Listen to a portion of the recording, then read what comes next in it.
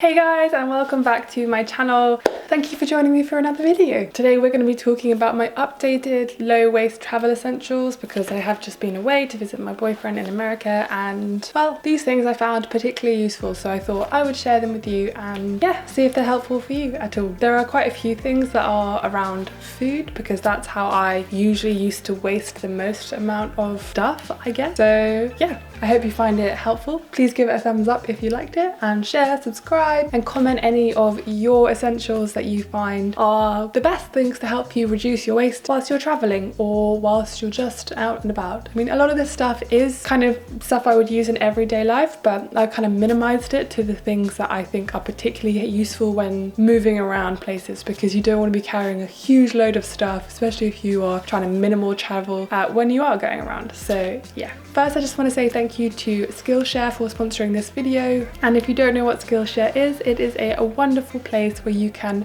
basically learn anything. There's over 19,000 lessons on videography and photography, on anything that you could possibly imagine. Now, I'm trying to be the best activist that I possibly can be, and that involves constantly learning and constantly building on the skills that I already have. In Skillshare, I've been learning how to do better street photography, how to, build on my composition, and trying to better understand how to use visual images as a way of improving my activism. And one of the best things is it's only $10 a month for a premium unlimited membership.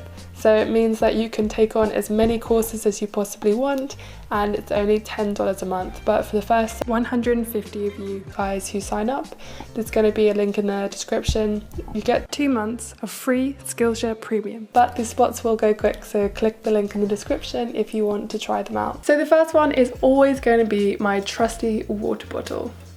Now, it doesn't matter what brand you use, obviously. It doesn't matter, if you're using an old one. I had a plastic one that I was using, and I basically wore it until it completely and utterly died, and I had to replace it with a different one.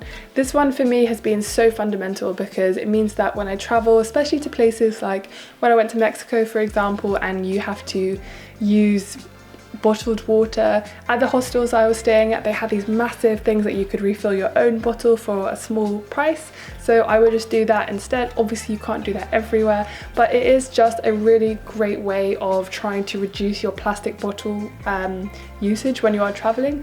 A lot of places you go, you can't avoid it, and you don't worry about that because, I mean, what can you do? So I think if you can go to places like hostels that have refillable massive ones, then obviously try and do that and use your water bottle. But if not, don't beat yourself up. Health and safety is obviously paramount.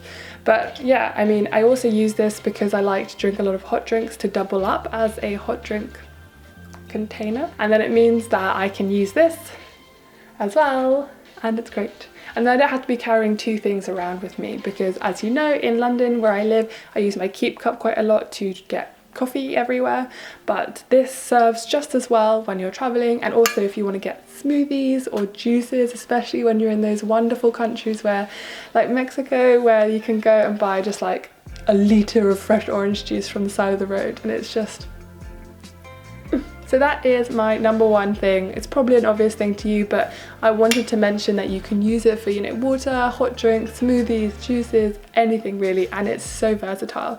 I also do use this as a hot water bottle when I'm traveling and it's particularly cold because it heats up everything really nicely. Just make sure if you are going to do that to put a tea towel or something around it because you don't want to burn yourself.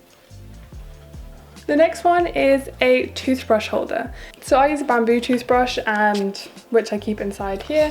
And to be honest, I don't like this kind of just rattling around in my bag. And it's nice to have something that you can close the lid and keep it safe so it's not unhygienic or getting bacteria on it or anything like that. I found this really useful. I basically think that it's an essential for me because I don't, like I said, like to have my toothbrush rattling around. And even if you're someone who uses an electric toothbrush at home, you might use a reusable bamboo toothbrush whilst you're traveling, which I really recommend. And yeah, keeping one of these has been really, really good for not only my peace of mind, but also for keeping my toothbrush hygienic, especially if you're traveling around a lot, you're shoving stuff in your bag. The next one is canvas bags and a reusable kind of grocery bag. So I've got a canvas bag that I always take with me everywhere, just to have one in my backpack, and I also have a kind of mesh vegetable bag, because I feel like not everywhere you go you're going to be able to find bulk items and stuff like that, but I feel that you can, especially traveling in places where all that wonderful fruit and stuff grows and you can get it unpackaged from markets and stuff like that. These are really helpful, because at least you can try and avoid some plastic in that way. And I found that going to markets and using these to buy fresh fruit and vegetables has been really great, especially again when I was in Mexico. We had loads of markets there, and it was great to be able to take this and buy loads of fresh fruit and vegetables. Obviously you can take more, it depends on where you're going. Usually I do take a few of these, but I have at the absolute minimum at least one. And then of course I have my canvas bag, especially if you are buying food and taking it home, or if you're staying in like an Airbnb, which I think is much better than a hotel, because then you have access to actually cooking in your own apartment or flat or wherever you are, and then it means you can reduce waste that way and pack stuff and take it with you. So if you do go grocery shopping, you can use this as well as the backpack that you're using or whatever. So yeah, I think these are like absolute staples, and I got this free from an event I went to, and you can easily make these yourself really easily. If you have any old like net curtain, or if you just have any old t-shirts, you can sew them together. You don't need to go out and buy new ones. Try and get handy, and then it's free and you're reusing an old t-shirt or net curtain or whatever that would have otherwise gone to waste. So yeah, the next two things I guess come as a pair as well, and that's like a small snack box and a big kind of lunch box. And the good thing about it is that you can fit them inside each other so that you don't have to have loads of stuff. And the best thing about all of this stuff is it all fits in this tin, obviously apart from my water bottle. The big tin is particularly good because it means that I can go and eat out places, or get takeaway rather, and get them to put it in the takeaway tin and go away. And that is why I am always particularly mindful of the places, the countries that I'm going to, and I try and learn at least some of the language so that you can have a small conversation. Obviously, you know, don't worry if there is a language barrier and you're finding it very difficult to, you know, you don't want to be rude and you don't want to insult anyone. If you can bother to learn some of the language, then obviously that's going to help you tremendously, and then you can put yourself forward in a way that what you want is a nice request rather than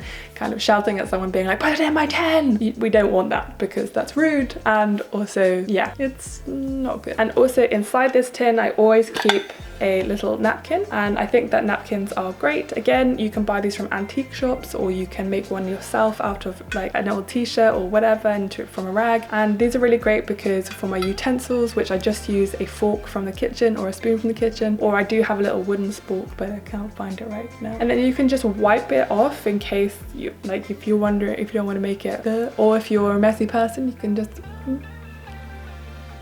and then put it back in the tin, and then it helps you to keep everything tidy and less messy, and then all that good stuff, you know what I mean.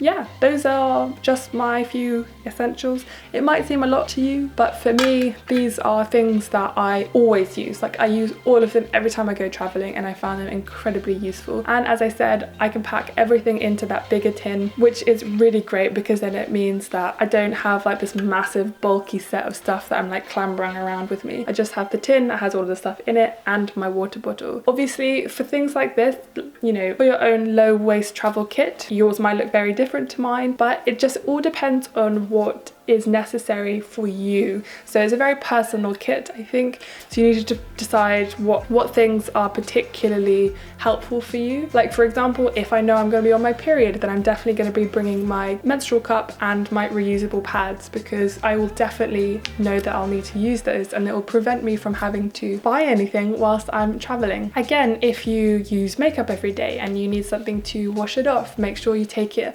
little bottle of whatever you need to wash, and maybe some cotton reusable face cloths. You never know. Like, it's a completely and utterly personal kit, I think, and you need to be able to understand the things that you waste to be able to build your own kit effectively. You do not need to go out and buy loads of fancy things.